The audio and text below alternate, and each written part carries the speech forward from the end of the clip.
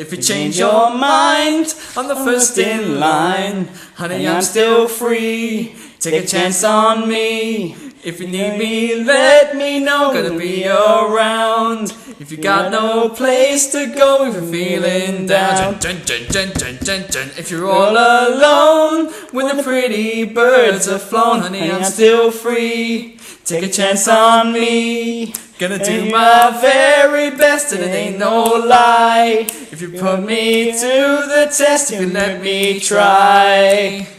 Take a chance on me. Hello and welcome to this episode of Earth Orange with me, Thomas, and our good friend and co-host, Mr. Lawson. Yeah. I meant hi. What did I say? What did I say then? Was it yeah? Right, everybody, dear Welcome. Lord. Right, so you guys probably remember from last week. This is going to be part 2 of our story that we started last week, and so we're going to ask. Based around the X-Men. Yep, thank you. Yep. I was going to ask you to give us a bit of a brief again what we were talking about. So thank you very much. But before we actually start on to our main part of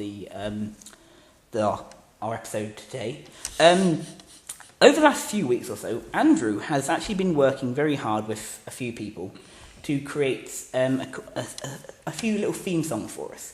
So I was just going to ask Andrew to talk about them first of all. Okay. And then obviously then you guys will be able to get to hear them, and then obviously then we'll carry on with this today's episode. So hand it over. Oh well. I wasn't expecting this at all. You surprised me, as you always do. Indeed, Andrew. Indeed. Yeah. So I'm in 2 bands. I play drums. So I came to the guitarist to these bands, and funnily enough, they are kind of a light and dark cut, I suppose, one's respectively. So I asked one to create a theme tune for the heroes, for the hero episodes, and one to create a theme tune for the villain episodes, obviously suitably uplifting and not depressing, but evil. Okay, well, so this is the hero song.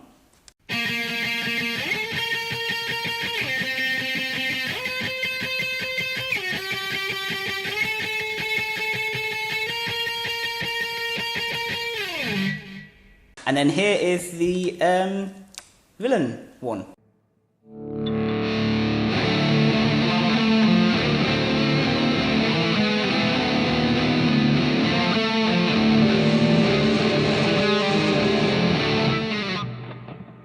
Wow, Andrew, can I just say that was really good. Well done, mate. That was. Thank you so much. And can I just ask, would you like to name drop who it was, or can they name the band? Or you don't have to if you don't want to. It's up to you. Well, I suppose it would be a good shameless plug. Yeah. So there's Mesh, which is MESCH.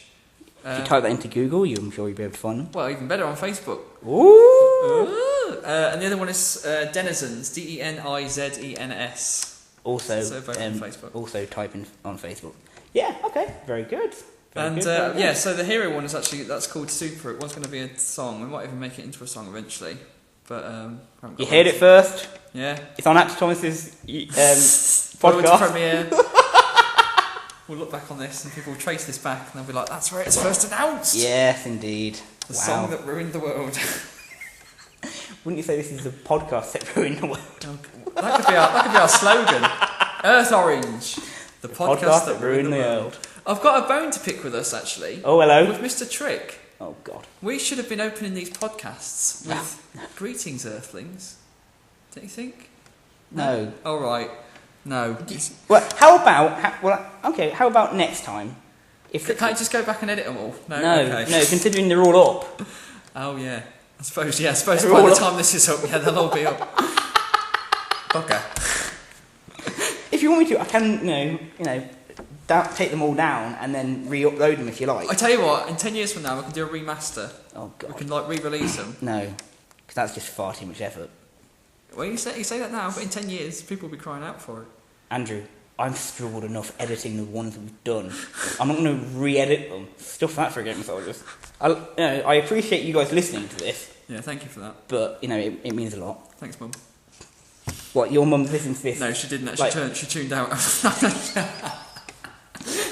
I mean, yeah, oh dear Lord. But, Right. you know, yeah, it's all fun. But Okay. I must say, each episode has been, you know, doing really well. Yeah, it's not bad, is it? No, it's, I'm quite impressed with the So you can response. tell that we've already released them from what we're saying now, and we've listened to them. You can tell that, obviously. So, which actually conveys that we're a bit behind schedule, I suppose. But doesn't matter. Hey ho, it all Hey, works out. it's all fun and games. It is, isn't Right, should we talk about the episodes? Should Okay, we go do on a then. recap? Well, yes, so so far we've done 2 of the 4 Yep, of the characters. for each of us, yeah. Yeah, okay. Or 4 of the 8. Mine was, first of all, mine was Beast and Cyclops. Yeah, of course. You were, See if you remember. Can't remember. no. Give you a hint. Got- Hundreds of years ago. So I did Storm and Oh, Rogue. yes, Storm and Rogue, yeah. Yeah. Okay, as I went first last time. You Actually, it's your go. No, it's not. I went first last time, you Yeah, but muppet. I went last time. Yeah, see, that means you go first, you muppet. Oh, okay, we can do it that way. Yes, Flipping heck. yes, Andrew.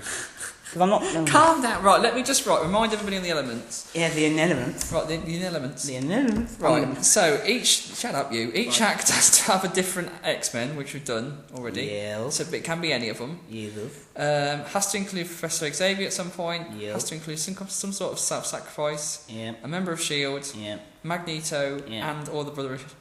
Shut up, you. Brotherhood of Mutants. Right. That's it. Okay, can I just ask? Yeah. Obviously, I got a little bit confused last time. Yeah. So, obviously, it's only one element. So they all still apply for, Yeah, but, for this. but I can't. But obviously, I don't have to. Yeah, I can put in, You can double up if you want. and I can put only one in if I desire. Do what you want. Right. Okay. So As long as they're in there. yeah, can I just ask, which? So far, I've in my Beast episode, I had Xavier and You tried to get them all. Okay. Xavier. did I do Shield in that one as well or No, not? because I stopped you before you're going to put a Shield member in. Okay. Did I think- do think self? you're- I Did think I you're do? missing the Brotherhood of Mutants. I Okay. think you put a self-sacrifice in. Okay. It might have even been with Cyclopses. I think I did Shield with Cyclops. Is there a Shield in Cyclops? Yes, I think there is because it was a or no, was it? It was either it Yeah, was, Agent of Shield. Yeah, and Xavier in that one as well, I believe. he's in both of them actually. Yeah, that's what I mean. Yeah, Right, so all I've got to do now is I just have to either do another. get the mutants in. Yeah. Okay, so I either need to do another self-sacrifice. I have to do a self-sacrifice or Magneto for my other 2. Okay, great.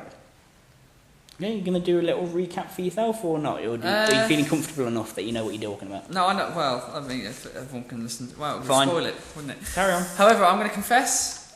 We've obviously had to. We've had time to think about this, and I've already concocted my stories, so I just need to record them. I'm not very happy about this. No, but I know he's not. Sorry, I couldn't help myself. I'm sorry. You could. Well, maybe. You could, Andrew. I'm too excited about the podcast. I just think about it. I'm like, oh, what could I? Ooh. You didn't have to write it down, did you? I did because I wanted to remember. But I'm going to try and not look at the notes. Pass them over to me first of all. Oh God. There you go. Thank you. Right. Okay, so it's me, Act 3. Yes. Who are you doing? Ew, very good. Very good. Interesting choice. Okay. Right. Reveal to the world. I'm actually changing. Well, no, I'm going to let them guess. Oh God. Yeah, I'm a bit of a mystery man that way. Ooh, working in the shadows. How? You're not. I don't know what that was. Okay, so right, I've actually changed his origins a bit. So I'm taking a bit of liberties with this, but it's that's what it's all about, isn't it? Taking liberties. His eyebrows are right. I don't think they can get any higher than his eyebrows. The height that they're raised. Right, just bear. Right, here we go. So, right, it's the 70s. Okay. Israel. Okay. And okay, A big change, but fair enough. that is a big change. I don't know why I went with this, but yeah. Okay, so there's a young boy. Okay. Jewish, and he's quite religious. Okay, and he's so he's not from a very he's from quite a poor family, I suppose. He's got a handful of brothers. His father, he didn't know very well, disappeared when he was young, so his mother has had to raise these boys on her own, and she's done a very good job, bless her. Raising them to be faithful and devoted and stuff, and certainly he is quite religious. So at the time of this story, he's about 18, and he's got a job. His mother is very ill, and he, out of all of his brothers, is the one that's taking care of her the most. She is in hospital at the moment, and he goes down there to make sure she's okay and spends time with her and things like that. So he's juggling work, he's juggling his faith and his responsibilities and duties to his faith, as well as his mother. See how eloquently I'm speaking now that I know what I'm saying? Definitely, yeah. Definitely. Not like, That's where should I go with this? This is the best part of this podcast. It's when we like have no idea what we're going to talk about. That's true. Carry on. But so, adding a little element here, adding a bit of, giving people something a bit different. Anyway, I'll just shut up and carry on. So, right. But he is known for his happy demeanour. You know, he's got his troubles, but he realises that it could be worse, and you know there are worse things out there in the world.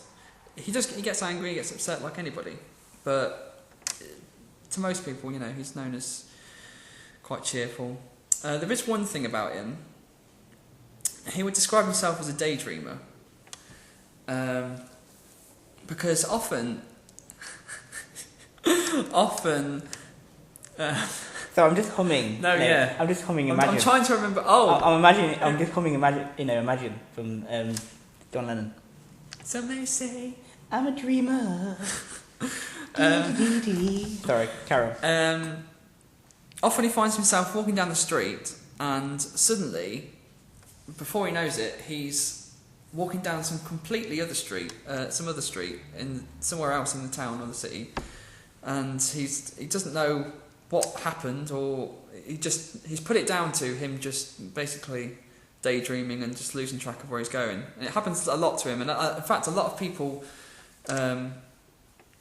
note how easy it is to lose track of him. They'll be walking next to him, talking to him, and then suddenly they look around and he's gone, and then they'll find out later that he was on some other side of some of the street, completely miles away, and he's got no recollection of what happened. Anyway, as our story begins, are you sitting comfortably? The hospital is struggling to keep his mother there, and it's getting more expensive for him. And he's got his own apartment with a roommate. I say he's got a roommate, but it's still becoming quite expensive for him. He's just about on the line of being able to juggle everything going on in his life. One night, it's the night of quite an important Jewish holiday, and completely unspecified Jewish holiday, and Good to see you doing your research. yeah, thank you for that. How that works out for us. Research, the podcast that ruined the world, and he wakes up.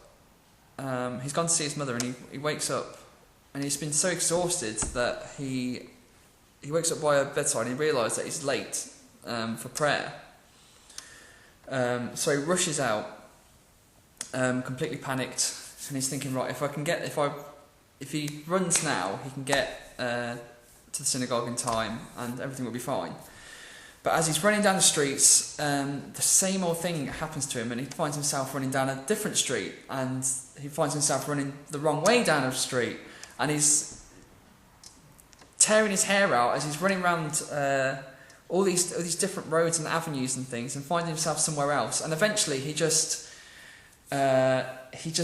collapses and just screams at the sky in frustration. And then a light appears just above the buildings, blinding light, and it fills the little the avenue sort of where he is. And there doesn't seem to be anyone else around, and it slowly comes down onto the street with a thud. And out of this light, this being appears. Not quite indistinguishable until it comes really close, and it reaches out with a hand that has 3 sort of prehensile digits on it, and blue skin, and it places its hand on this boy's head. And as it does,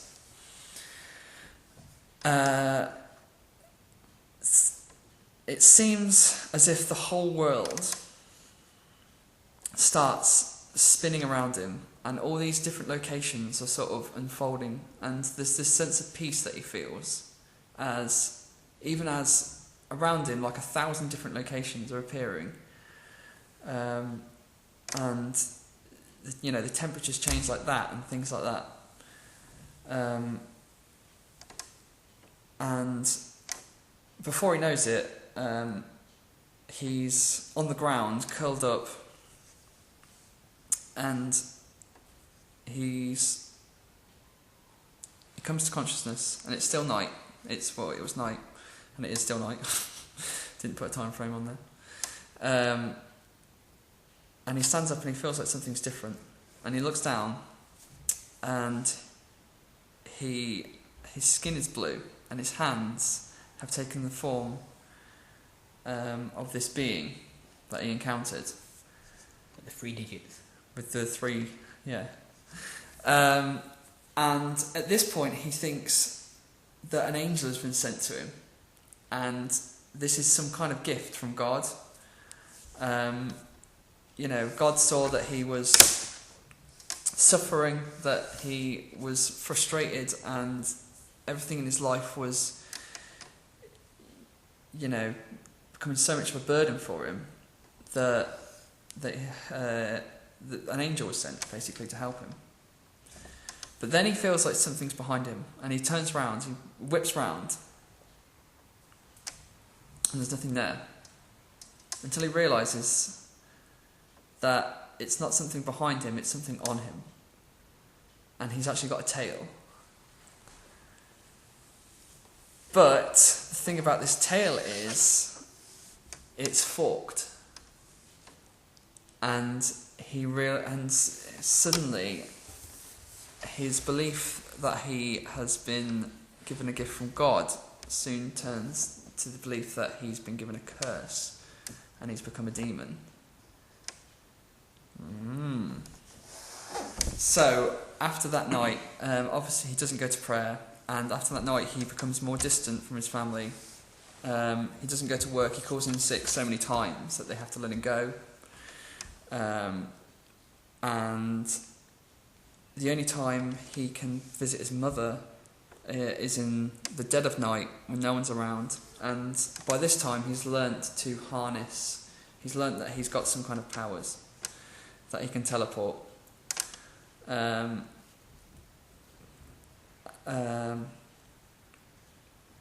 he still believes himself to be something evil, something bad. And eventually his brothers get worried about him, and one of them goes to his home to find him.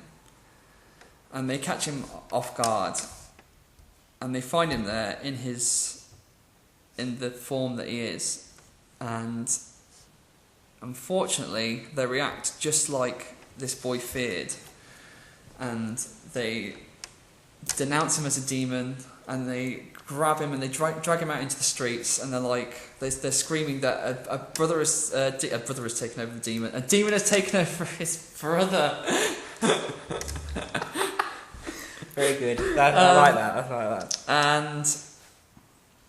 And the boy looks around, and the faces of the people, they're full of shock and horror, and then they turn to anger, and people start attacking him and throwing rocks and punching and kicking him, and he ends up on the floor, surrounded by people that are trying to kill him because they think he's evil.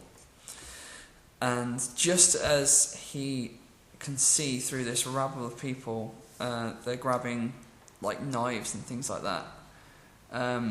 He is screaming out silently for someone to come and save him.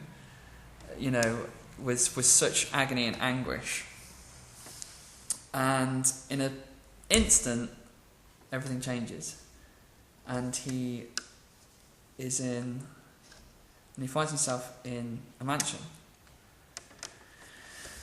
in the dead of night, and it's completely silent. Like, it couldn't be any more opposite from the scene that he was just in. There's a grandfather clock ticking away somewhere in the background. The walls are lined with books, and there's a light coming from a corridor, which is visible through this open door in this room. And a figure of a man steps into the doorway, silhouetted, and he says something like, "You're the one that the professor is. You're the one that the professor found. He's waiting for you." And as he turns, the boy sees these magnificent angel wings on his back.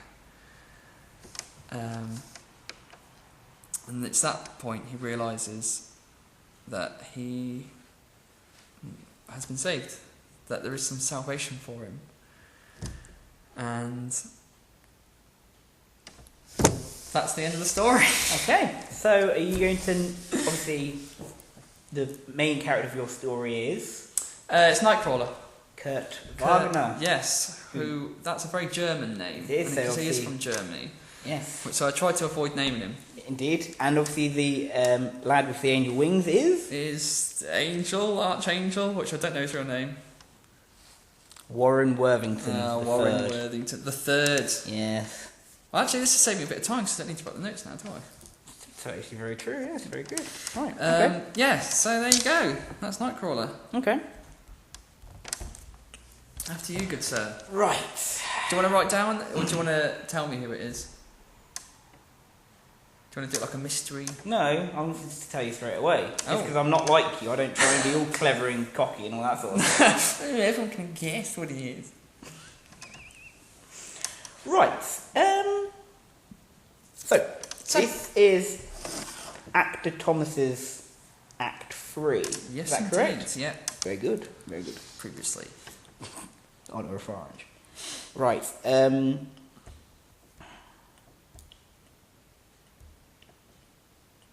Okay. Actually, did I put a date on my previous ones? Let's have a look.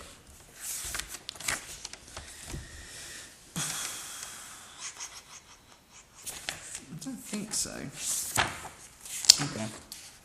I think I remember you mentioned it might be the 80s or something. Okay, yeah, I think I said the 80s. Right, okay. This is around the millennium, so Okay. year 2000. Yep. And we are in, let's say, South Carolina. Oh. Okay. In a little town. In this town live the Drake family. You've got Mr. and Mrs. Drake, and then you've got their two sons. You've got Bobby or Warren.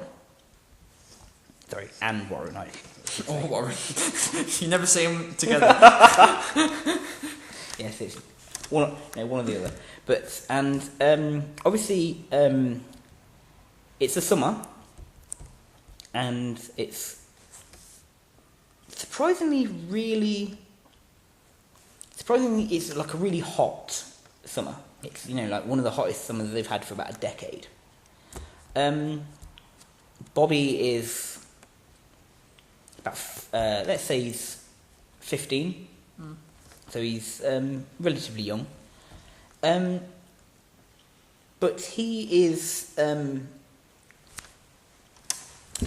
though you see everyone else walking around in like shorts and all that sort of stuff, and flip-flops and no shirts on and all that sort of stuff, he's continuously cold all of the time. He doesn't know what's going on. If he touches something with his finger for too long, it's really weird, but something, you know, kind of like ice seemed to be on that, you know, kind of whatever the button is, or be it a door, or be it a table, or whatever it is. It just appears around it, and it just seems a bit odd. So Bobby's just like, he's trying to keep it, you know, quiet and all that sort of stuff, and he tries his hardest not to bring anything up to anyone. Fortunately enough, obviously it's school holidays, like I said, so he's not at school, so he doesn't have to really worry about anything like that. But it's obviously more the shopping centre and home, and his, you know, all that sort of stuff. So obviously his family, obviously you see his brother walking around in shorts and all that sort of stuff, and it's really hot. And you see him there in, you know, trousers, you know, winter boots and a jumper kind of thing. It seems it's just a bit odd, really, that he's not really. Bobby's one of these people that really enjoyed being out in the sun and, you know, enjoying it and all that sort of stuff. Anyway, this one night, Bobby is him and his friends have gone out and they've played. To say they've played, they've been out and they've been watching other people and occasionally playing in as well, bowling, Tempe bowling, and obviously Bobby really enjoys that and all that sort of stuff, and it's been great fun. He's and for a couple of hours he completely forgot about this weird sort of thing. He was even able to enjoy himself enough that he felt as if he was getting warm. So he was able to take off the you know, his jacket, his jumper, his shirt, and all that sort of stuff, and be like everyone else there, you know, and, you know, kind of enjoy the, you know, the weather and all that sort of stuff. But he is after he's said goodbye to all his friends and all that sort of stuff, he's heading back home, and he is as he's walking, as he's kind of turns into this block, he sees these weird-looking people run past him. You've got this one guy who's walking around in a helmet and a cape, and you've got another guy who's kind of like crouched over like a frog, who's basically sort of, instead of running, bouncing. And then you've got another guy who's really hairy, in a really long coat, and he's kind of growling. And they're running the opposite way. And Bobby just thinks, oh, that's, you know, it's nothing, you know, that's just really weird. But he just carries on walking anyway, and he keeps on going down this block, and he starts hearing sirens and flashing lights and everything like that, and he thinks, oh, something, you know, what's going on there? And then he notices the big plumes of smoke and everything like that, and there's the house is caught on fire. And completely out of character for Bobby, but he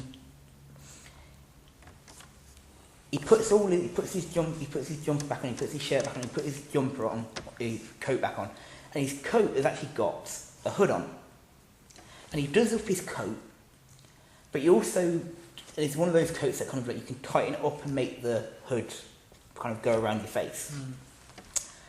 And he runs kind of like the side of the house, and he doesn't know what, but it's kind of something happens to him that says,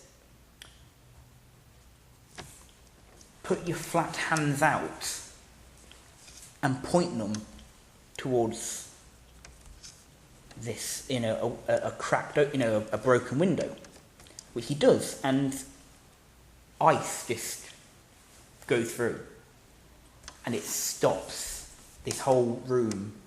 The fire just kind of goes out, and it's like that. So he's oh, is anyone looking? Anyone looking? And he goes through that. He goes through the window again, and he gets through the window, and you know, it's obviously he puts his one hand to another room and that goes out. So Okay, yes. So he's obviously got one hand putting out one room out of the fire, and the other hand doing that. And then he's obviously getting kind of like, what's going on here? No, this is really creepy. I don't understand what's going on. It's wrong. And he carries on, and he puts out obviously the fire brigade and all that. They're working on the top of the house and all that sort of stuff. And by the sort of out of these 3 rooms, he's stopped the ground floor, and he kind of gets out of the house anyway, because he thinks, if they ask why am I here, what's going on, and so he kind of gets out of the window that he got through, and the fire brigade and all that sort of stuff were rushed in, and they were like, oh, this is peculiar and all that sort of stuff. And anyway, because obviously why is there ice all over the place? Obviously, because of the heat and all that sort of stuff, and it's started to melt a bit, but obviously it's still there. Anyway, he's running back down the road that he came up originally, and he notices the 3 guys again, and he's obviously they're like kind of like the guy who's kind of like bent over kind of thing. He's like kind of, what are you looking at, huh? What are you looking at? Haven't you ever seen a frog man before, huh? And the guy in the helmet's like kind of, he's like kind of, I sense the power. And Bobby's like kind of just like really kind of creeped out by this, and he just runs and runs and runs. And and then he feels something grab him from behind, and it's the guy who's really hairy and all that sort of stuff, and he grabs him by this his hood of his jacket, and he basically forcibly picks him up and takes him back to these other 2. And the guy in the helmet says, "Your name?" And he's like, "Bobby." He goes, "My name is Magneto. And this is some of my brotherhood of mutants. I see you have great power. Will you join us, Bobby?"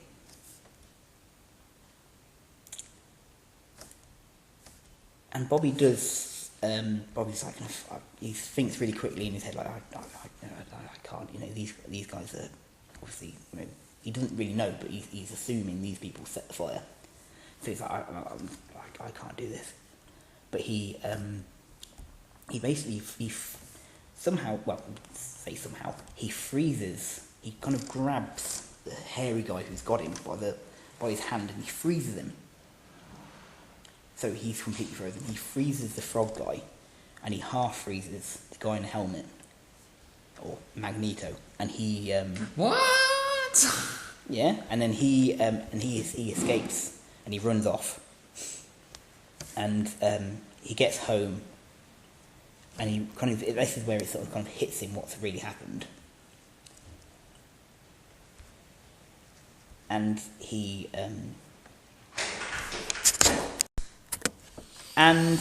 so once he's got himself home and all that, and he's a bit sort of shaken up, and he's kind of, this is where he kind of realizes that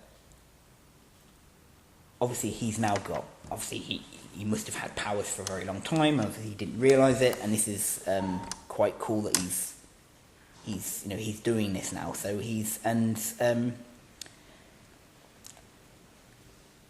and he's kind of like, I'm going to try and use this for good. And then he okay, and so that is the end of my Right, you're gonna have to edit that out. Because no, it's not. He didn't get to Xavier's. The whole point is the story of how they join the X-Men. He does do it. Okay. So then he joins the X-Men. Okay. And then that night, when he's asleep, he has a psychic dream. What And he And then he has a dream, and then Xavier's there. no, and he says, look, Right. I'm Okay, I'll let you on. going to come and pick you up in 2 days. In that time, obviously, you need to kind of let your family know if they may have already started to suspect, but let them, you tell them, and obviously then I'll come and pick you up, and I'll start teaching you how to use your powers properly. And also, my name's Charles.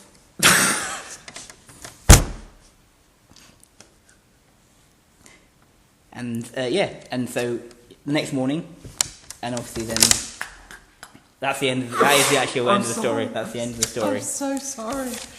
Right, offers him a place at the academy. Yes. Right, I just want to. I don't know if you want to edit this out, but I'm just going to say for the record that we record in a semi-public place, and we've had to stop this recording twice because people have come in. So so.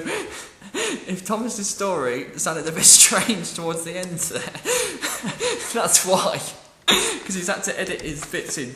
So apologies for that if it does sound a bit odd. If he's done it seamlessly... I'm sure I have. I'm sure I will have done it seamlessly. You know what I'm like. Right, I'll let you off on that rush job ended. And then he has a dream. And Xavier's like, oh yeah, by the way, my name's Charles. Forgot to mention that. Anyway, see you tomorrow. Right, at the academy. Sorry, it was a very good story. It was marred by interruptions. Carry on. I'm Right. gonna cry. No, everything's going to be fine. Oh, God. They're coming again. They're in the walls. Right, do you have a look at your notes, or do you remember your story? No, I remember. Go on. I might actually have to look at notes on this one. Okay. Are we... Yeah, go on. Right, You okay. carry on, mate. Whatever Right. happens, I'm sure we can edit through. Thank God for editing. A little salute to editing. Okay, so this story starts, and indeed this person's life starts about the end of World War One. Oh, we're not. Why are you doing the whole mystery malarkey? Mystery Malarkey. Yes. Because Just be honest. just bear with me, all right. Just Carry go on. with me. I don't like this. No, he doesn't like it. Right, so somewhere in the kind of sticks of Canada, this boy is born, and that's where he spends a lot of his. Oh, you're not sure where I'm going with this? No, I just. But okay. Yeah. Ah, you have to think about time. No, possibly not. Okay, I'm going to carry on. So he spends most of his life there, kind of isolated from civilization. When did you say this was happening again? Start of World War, end of World War One. So about 1914. Give it a couple of years, give or take. Well, it anyway. ends in 1918. 1918. It Beg started your in pardon. 1914. Yeah, it did. Yeah. So 1918. Sorry. Okay. Yeah. So, I forgot what I was going to say. Yeah, so he spends a lot of his youth rather isolated. Mother and father there, doing a lot of very self-sufficient lifestyle, I guess. Cutting their own wood, growing their own food, all that sort of stuff.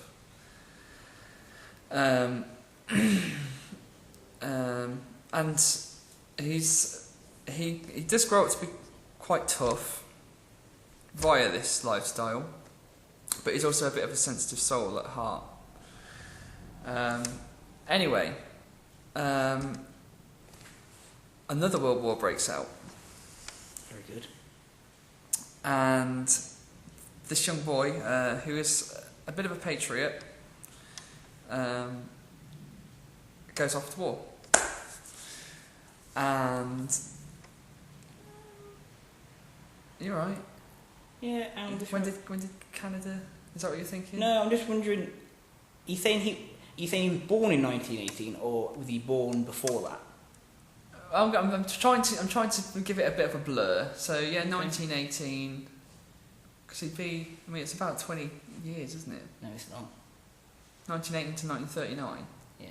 That's quite a while. Yeah. Okay, fine. Well, there might be a fair few historical inaccuracies throughout this story, so feel free to pick them up. But I'm not going to care because I've already written the story.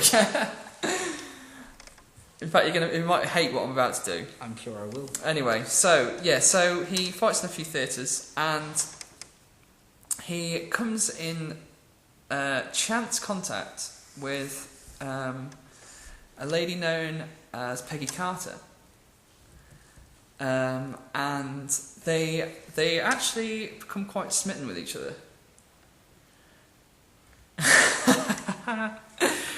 But unfortunately, her heart is also with another, some guy called Steve.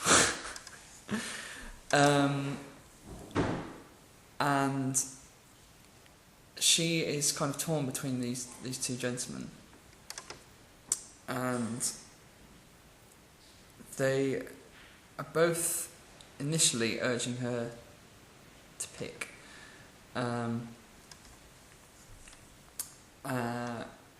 But eventually what happens is the war ends, and basically this boy who has gained this nickname owing to his sort of feral origins as Wolverine.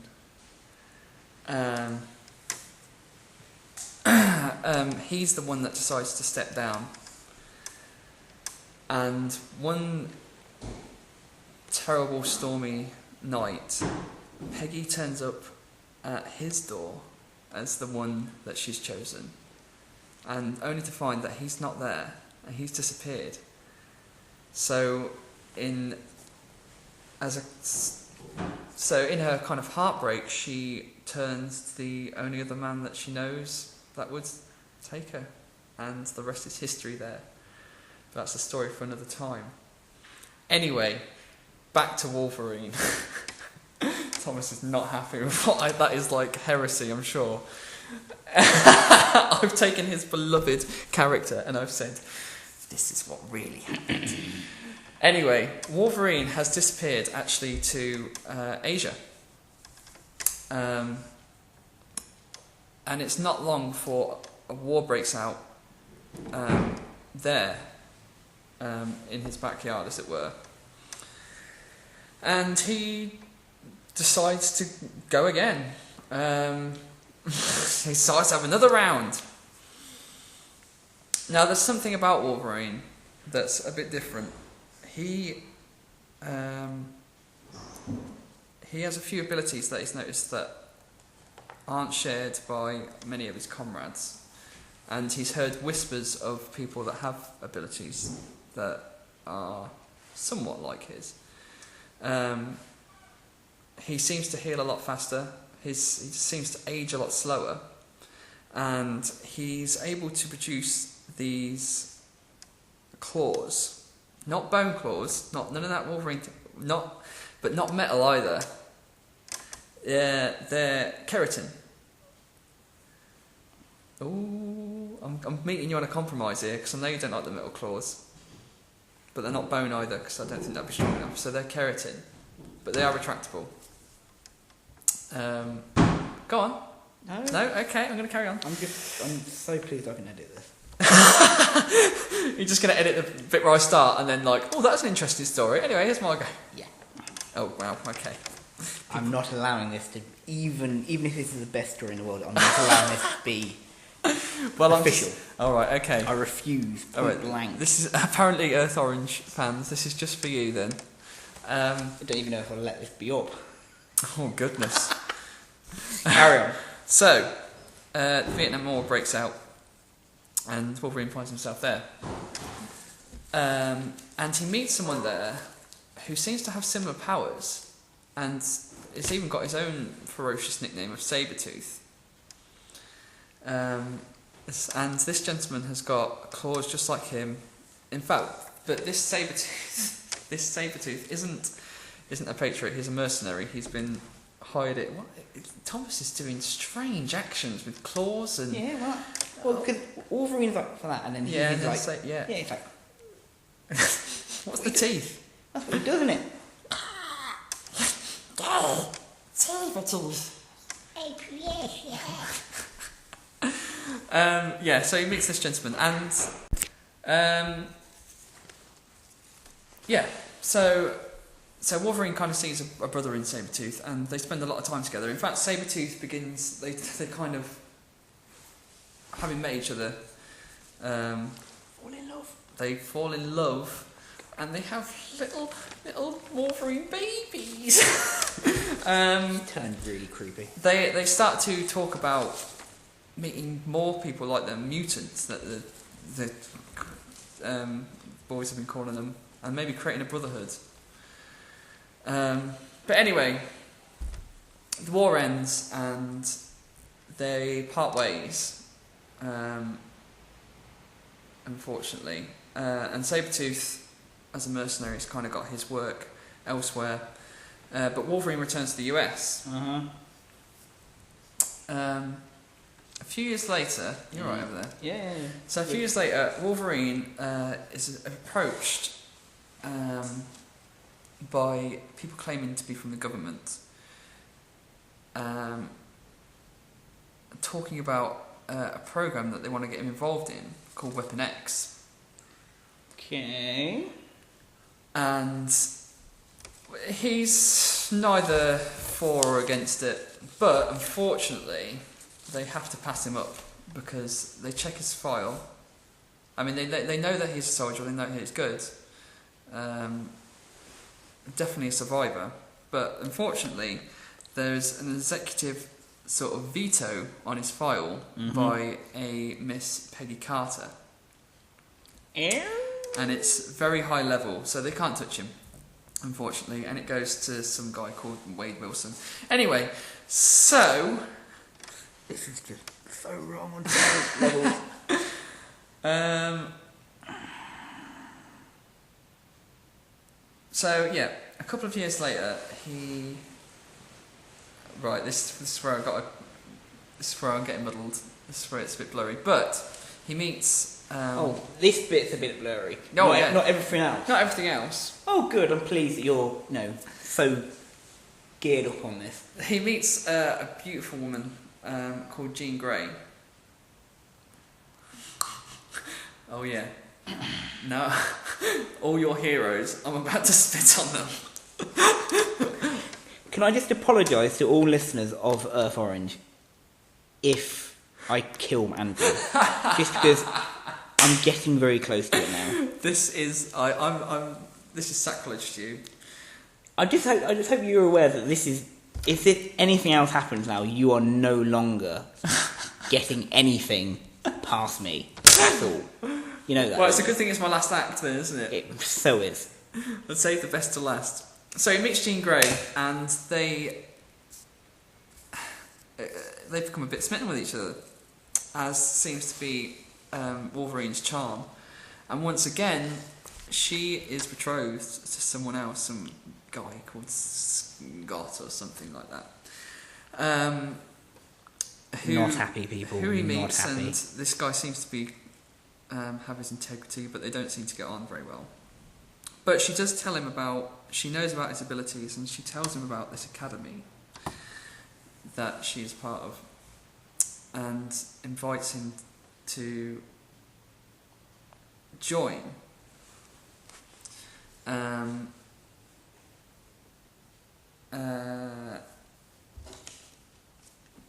But yeah, it doesn't. But he's once again he's indifferent to it. And it's around this time as well that he's visited by an old friend from the war, Sabretooth, and he comes to him and says, "This Brotherhood of Mutants, it's coming together. It's finally happening, and we want you to be a part of this."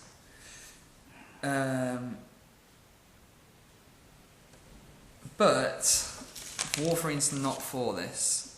There's something about it that he doesn't feel is right. So he declines. And Sabretooth doesn't like this. And he says that he'll regret it. The first assassin that comes for Wolverine calls himself Deadpool. And this Deadpool guy, if he didn't kill him through talking his head off, seems to be very powerful, almost more powerful than Wolverine. Although Wolverine is a great fighter and a survivor, Deadpool does give him a run for his money.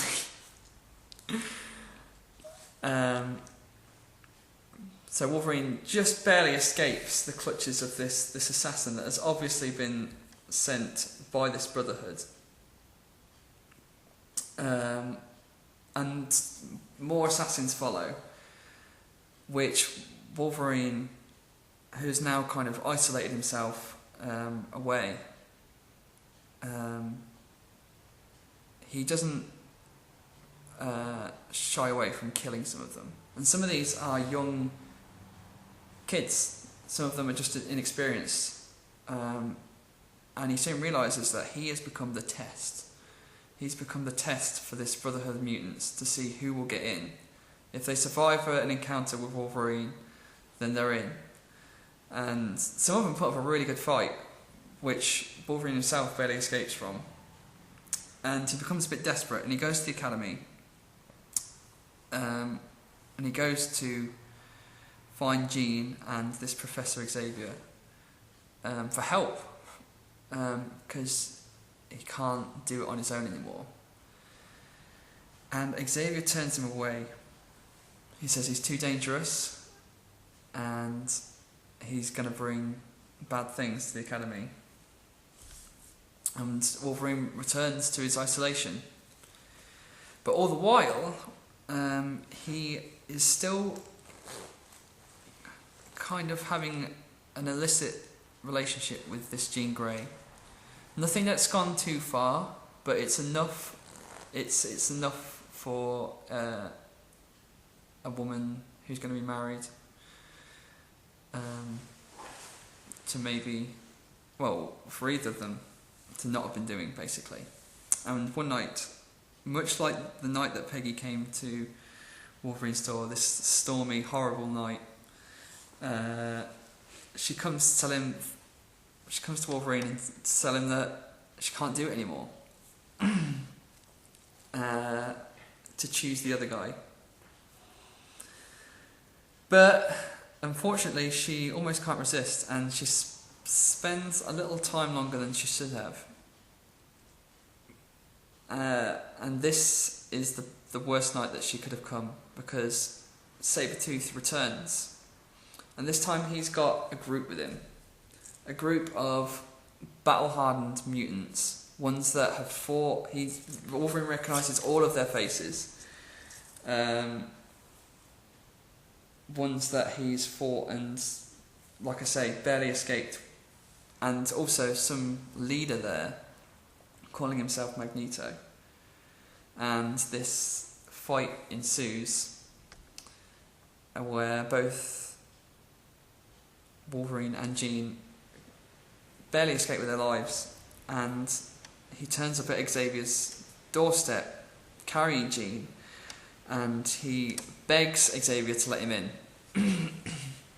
And Xavier still refuses, especially now that he's put Jean's life in danger. But Scott takes him aside and says, yes, Jean was in danger, but it was her choice to go there. So she's just as much fault as he is for this. She makes her own choices, she's her own woman. This is not entirely his fault. And not to mention, we can't be seen to be turning mutants away. We need to be somewhere that mutants that ask for our help have to feel that they will be accepted here, no matter what. And it convinces him. It convinces Xavier. And Wolverine is welcomed into the mansion on that rainy, stormy night. And that's the end of the story, my friend. Oh, he's mulling it over. I think he likes some of it.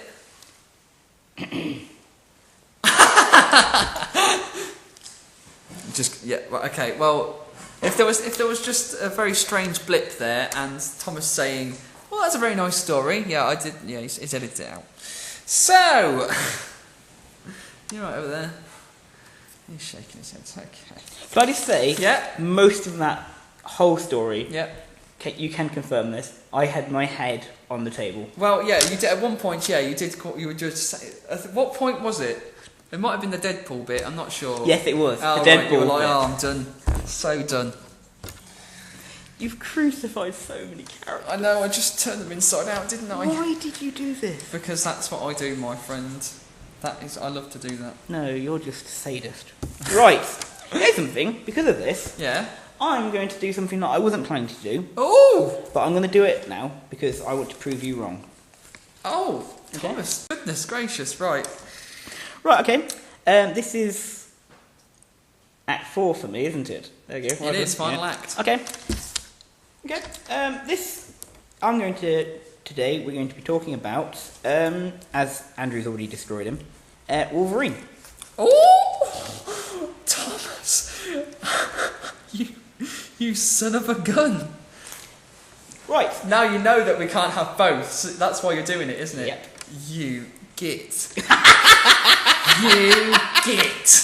Well, this is why I've done it. Because I'm the dictator. Very clever. I thought so. I did not think you'd do this. Actually, I want to know who did you think I was going to go for? I've had A lot of the original members. Beast, Cyclops, and Iceman. So I assume maybe it might be Angel next, maybe? Don't like him. You don't like him? No. The only other person I would have done would have been either Jean or Mystique. Oh, that's a shame. That would have been interesting. No, I'm going to make sure that I do this now, just to This is the real Wolverine story. just to make you miserable. Okay, so Wolverine, now okay. a bit of a brief backstory for you. Yeah, sure.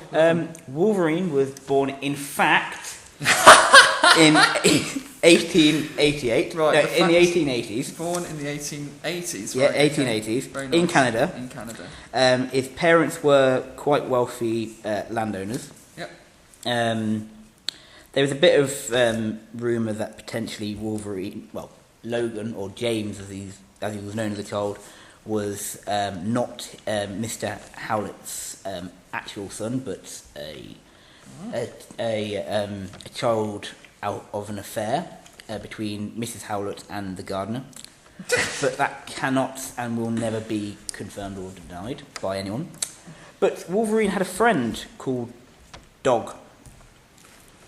More of a nickname, but his real name was Doug. And he was the son of the gardener. And James and Dog were very good friends. And obviously they hung out when they were kids and all that sort of stuff. Anyway, one day it kind of became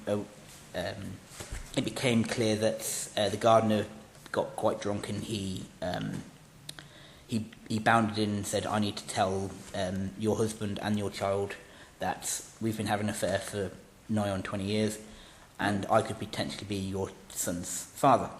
Obviously, that all kind of ends badly, and he kills Mr. Howlett. Oh. And James kills the gardener. Oh my God. And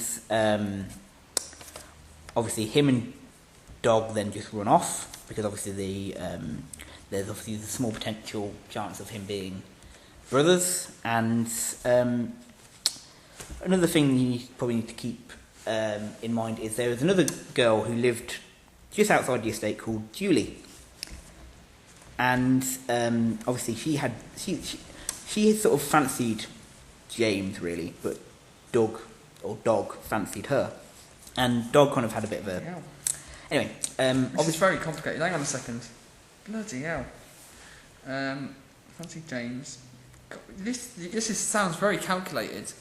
Right, Fancy James. But well, I wanted to outdo you by your story now. wow. See, I'm just Apparently. okay, can I just say he had 3 pages of notes? This is all. Oh, yeah, that's this, true. This yeah. is this is all on Front and back. This is all fly. This is all on the fly. Yeah. So I'm already outdoing you. So there. Yeah.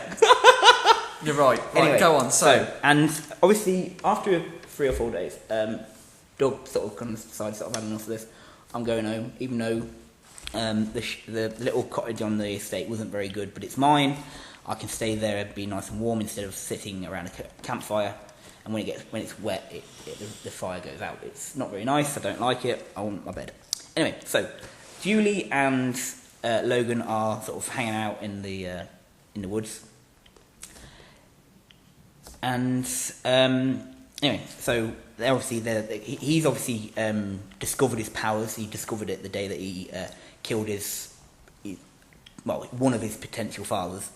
So he obviously he's got bone claws, and obviously they come out of his what's the thing between your knuckles? between your knuckles, I haven't got a clue. Yeah, okay, the thing between your knuckles. They come out of there. Obviously, you know what it's all about. You've seen the films. Yeah, you know. Yeah. I Anyway, don't know. you've got problems. But anyway, he's something happens, and Julie goes off into the village, and she is kind of captured by Dog and a few other people.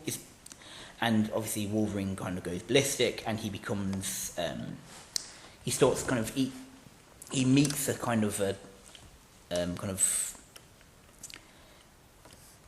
he tries to get her back, but unfortunately they kind of have a really well guard and everything like that, and so he can't. He has to leave her. So he leaves and he goes off into the wilderness of the wildest of Canada, and he becomes very feral, and he attacks and animals, and he lives out in the wild and all that sort of stuff. And he also lives sort of not involved in a pack, but kind of sort of near a pack of wolves that have kind of adopted him, let's say, and he lives with them for a few years until roughly around until just before the First World War, and Wolverine comes back into civilization, and he joins the army, and he goes in and he meets another soldier called Victor. And Victor's in many ways very similar to James, but he's in other ways very different, because he enjoys inflicting pain even on those who don't deserve it or anything like that, and he wants to make people suffer. And so when obviously being in the army, in some respects, Victor would like to be a part of the German army, because he thinks that the German army have it in the right frame of mind by torturing and everything like that of the prisoners. And so he gets thrown out of the army.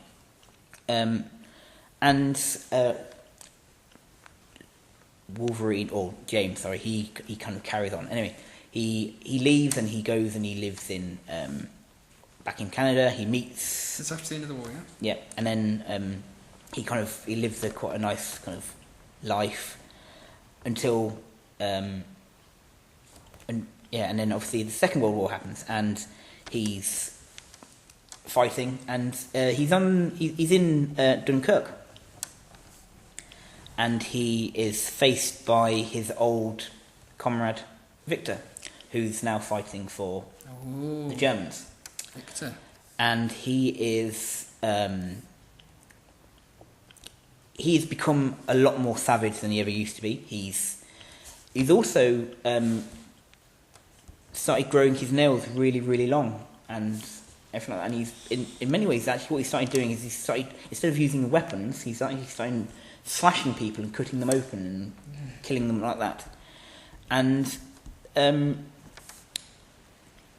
they come basically face to face. And obviously, since the First World War, James hasn't used his claws really since he left the jungle and became more, came back into civilization. But he thinks that this is the only way I can stop this person is by doing this. and they basically have a massive fight on the beaches, and they around obviously all the rest, obviously all the bombs and the guns and all that sort of stuff were going on about them and everything like that. But they had to fight anyway. What then happens is after the war. Whoa! Who won the fight? Let's just say they're both bloodied and they're both kind of collapsed on the floor because they're basically. It becomes very clear that they both have healing factors. They both have got stamina and all that sort of stuff. And they obviously it's only down to the simple fact that they both kind of just knacker each other out and they're exhausted and they're basically wounded and all that sort of stuff, and they just collapse. Mm-hmm. By the time they wake up, they've been taken by their sides back to recover. Mm-hmm. Anyway, a couple of years later, he gets invited to become a part of a specialised unit for the American government, or the American military, should I say. And he is, in this, he joins a group of mutants who have all got different powers. And lo and behold, who be there but our friend Victor, who's now using the code name of Sabretooth, and James is now using the code name of Logan. Anyway, he is. They go on. They go on for like 5 years and do missions every. What's this group got a name? Weapon X. Oh. Is it Weapon X? Yes, it is. I'm sure it's Weapon X. Anyway. Sure. Anyway, he is obviously after a while he becomes quite disillusioned with going around different countries killing people for really no real reason apart from the fact that the American government don't like them, and he thinks that's wrong, so he decides, screw you, I'm quitting.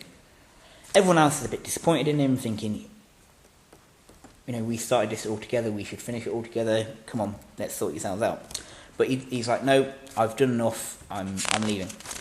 Anyway, so Logan goes back to Canada and he falls in love with a Canadian girl who is his love of his life, and she tells him these wonderful stories about how kind of, the moon and the sun and the sky and all that sort of stuff, like love story and all that. Why is the moon lonely?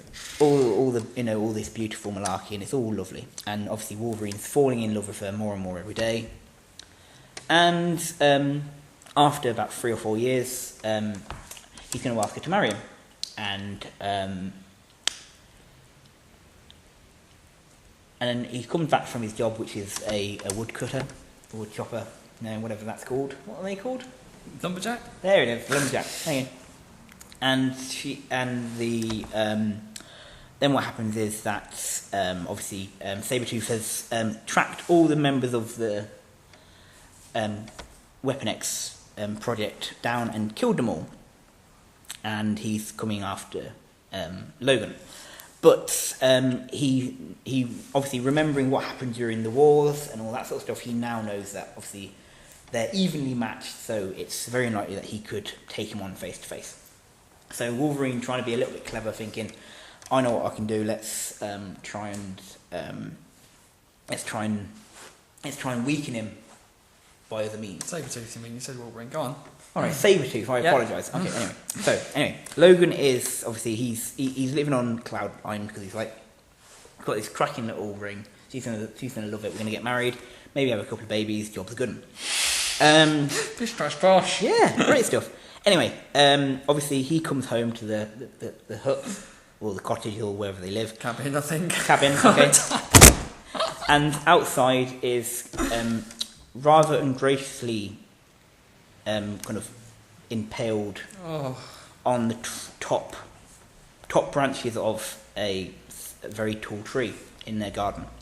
Wolverine is not a happy bunny at this point. And he... Right, that really pissed me off. Anyway, he goes back to Weapon X and says, tore me up, bitches. Oh.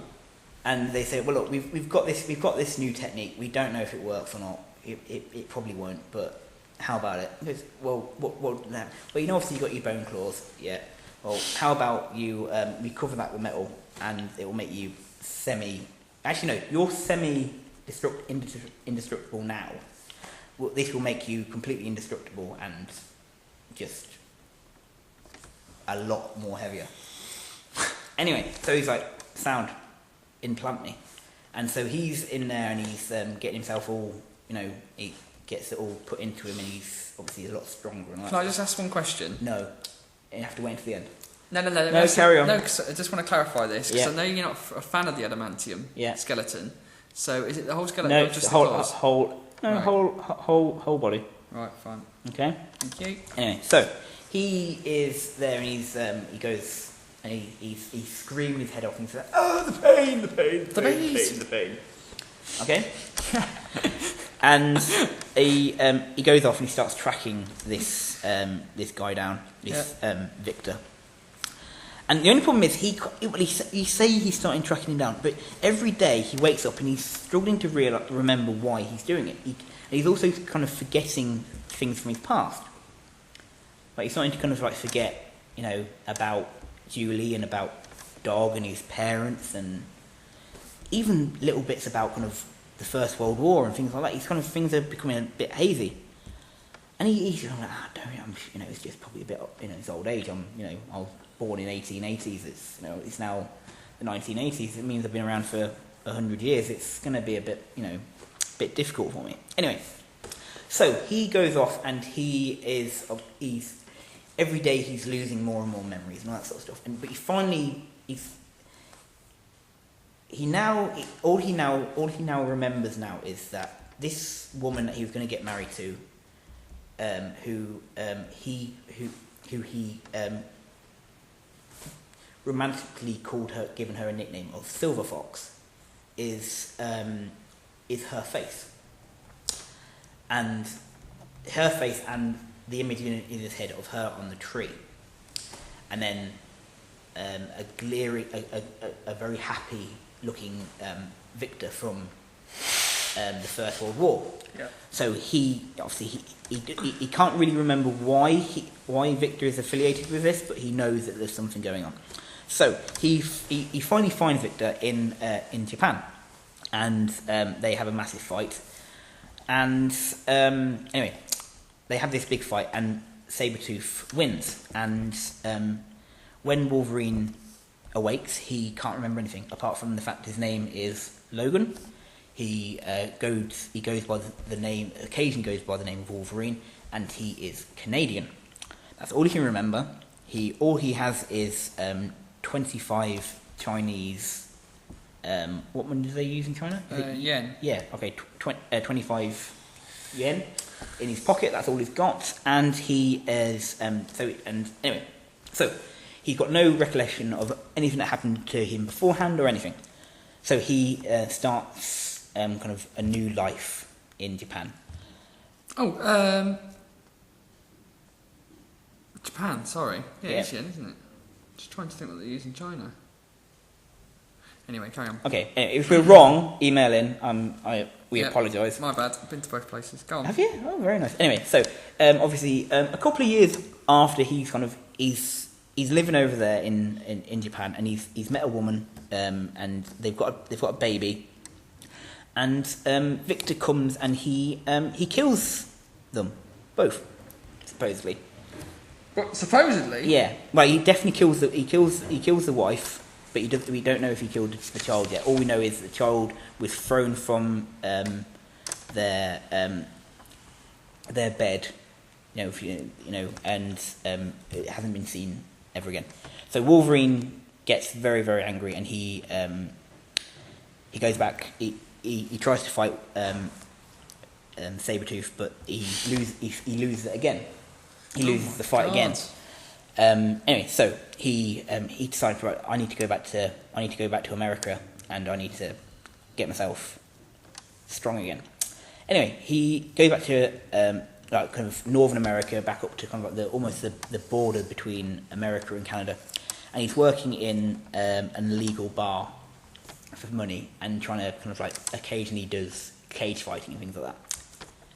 And this one night he's doing this fight where basically there's this guy who's nigh on 7 foot tall, built like a shit brick house, and he hasn't lost a fight in a year, and Wolverine's like, all right, let's have a go.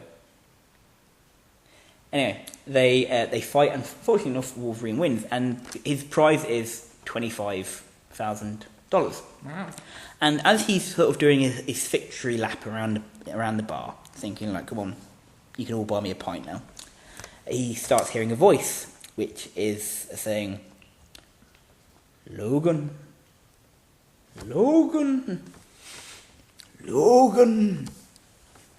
my name is Charles Xavier. Oh, by the way, my name is Charles. And I am here to help you with your memories. I can make what happened to you real. And I can show you what your life was before you turned into the man you are now. And he's like, yeah, come on, my head's been knocked too many times. I can't understand, this must be something strange. Don't worry, I'm just going to put it out of my mind. Anyway, he, after a while, he starts hearing directions. Saying, leave the bar. Get into your car. Turn left. And drive to New York. And after about a week or so, he's kind of like, no, come on, I don't know why, but I now want to go to this place. Mm-hmm. So he gets into his truck and he drives, his motorcycle, and he travels down to New York. And once he hits New York, he gets directed, kind of like, go left, go right, go around, and all that sort of malarkey. And then finally he gets to a massive... He thinks if he's sat there, he's like, bloody hell, that's good. And he goes, and he's like, well, no, do you remember, this is now kind of like, this is obviously now kind of like, say, 1999. Obviously, so we've let from 1985 How long has he been driving? Well, no, so, yeah, anyway, but... Cool. Anyway, yeah. So he is... 10 years later. Yeah. Anyway, he's there, and he pulls up outside the gates, and he's like kind of... He hears a voice in his head, and he said... And just before he gets to the gate, he says, look, you don't have to press a button, the gate's now going to open. And as he's just about to mount the curb, the gates do start to open. So he goes up the long drive, and he gets off his bike, and just as he's just kind of put his jacket on and all that sort of stuff, a person in a wheelchair comes out of the front door, and he says, Logan, welcome to the Xavier School of Gifted Youngsters. And that, ladies and gentlemen, is the end of my act. Wow. Okay. So, well, that was a hodgepodge of the movies, wasn't it? It was, but and the comics. Oh, I'm sure. Right. Okay. But you seem to have a very clear vision. You didn't stop at all. You were like, I was struggling. I was like, oh my god. Okay, so just obviously out of the bench there. That's the version we're going for. Sorry. Can we just... Right, I hope he doesn't edit this out, but... So, yeah, we're definitely going with that, aren't we? Yeah, we are. Not mine, then? No discussion about it? Yeah, no. Wow. No! Wow. Okay, so... Right. Well, it's a good thing, that's fine with me. Good, I'm pleased. How about I make you a deal? Fine. Right, I don't think your Beast and Cyclops stories were your strongest. I quite agree. Really? Well, I agree more with the Beast one, but I can see where you're coming from on the Iceman one. No, the Iceman one's fine. The Cyclops one. Sorry, the Cyclops one, I do apologize. So how about this? Okay. How about we have 2 points across these 2 parts. Okay. And we'll both have one each, and we'll keep Storm and Rogue, and we'll keep Iceman and your Wolverine. How about that? Okay. So I'm going to write down which stories we kept. So Storm, Rogue, Iceman, and Wolverine all made the cut. Okay. And then I'll just do the final tally here. So I think it was 6-4. Yeah, it was 6-4. So that would make it 7-5. Yeah. Okay. Wow. That's the end of part 2, and indeed the end of this series season set of episodes. Indeed. Of Earth Orange. Indeed. Well done. Yes. To all involved, which is us 2. Well done. Apparently the people that were interrupting us, John, bless him. Anyway, thank you very much for listening to our mad ramblings over the last 11 weeks. Yes, and it's been, well, can I just say it's been a pleasure Absolutely. to do this, not only for you guys, but for me and Andrew, because I think this has actually made us probably better friends, actually. I mean, some would say worse friends. Maybe, who Some would knows? say enemies. Especially after that Wolverine story. No, I'm sure you won't hold that. No, against me. definitely. Yeah, it's been great spending time with you. Definitely, yeah. So, there was going to be potentially an idea of maybe doing kind of a wrap up. One will obviously maybe give it a couple of weeks and see how all the episodes do with you guys listening to them, and if they've been well took up, then I'm sure we'll probably do. Yeah, right in and let us know. Yeah, we'll do a kind of a wrap up one, and maybe obviously then in the future we'll maybe do a further series. Fingers crossed. But obviously, like I said, I've really enjoyed this. This has helped. Yeah, it's just helped kind of, you know, because I've always been one of the sort of people that like to create stories for characters. So this has helped me, instead of having to try and write it all out like Andrew has. I just obviously kind of make it a little bit more easy for me to make the story in my head. Anyway, description stuff. yes. Well, actually, no. I was just going to say, do you want to say goodbye? That was it. Fair enough. Right, Do I want to say goodbye? Yes. What, do you mean like forever goodbye? Well, no, not forever. You don't have to say forever. I mean, do you want me to do the outro? Well, no, I'll do. Well, you can do a bit of the outro, and I'll finish off with the proper outro if you like. Right, okay. To see how this goes, see how this relationship works, I think of something, and then he goes, no, here's the proper one. Yeah, I guess, thanks for joining us. It's been great. I hope you've enjoyed our different styles of storytelling, because I think we do actually have quite distinct styles. Very different, which I think is always really helpful, because I think if we were too similar, it probably wouldn't work. I think, and because of that, I think... And obviously we didn't know that beforehand. No, and also, I think, out of all of the stories we've done, I think it just, you know, obviously the different ways, obviously our creations of different characters have just been so wonderful. Like, obviously, I think probably Donnie's probably the best. Tim Green. Well, you know, Tim Green's just legendary. I think, like, I hope one day someone picks up Tim Green and just, like, he's superb. He could probably have his own episode one day. I'm sure he probably will. Tim Green, The Adventures of. Yeah, definitely. Anyway, like I say, if you've enjoyed this video, please leave a like, a subscribe. If you would like, you can write an email. Obviously, just write podcast in the subject line, and it will go into a separate box, and me and Andrew will find that straight away. If you'd like, you can become one of my patrons. The link is down below. And would you like to say your catchphrase? I mean, I guess I could throw a fish out there. And as I always do at the end of each and every one of my videos, I give you a little salute and say goodbye. Oh, yeah, bye! Bring me my shield!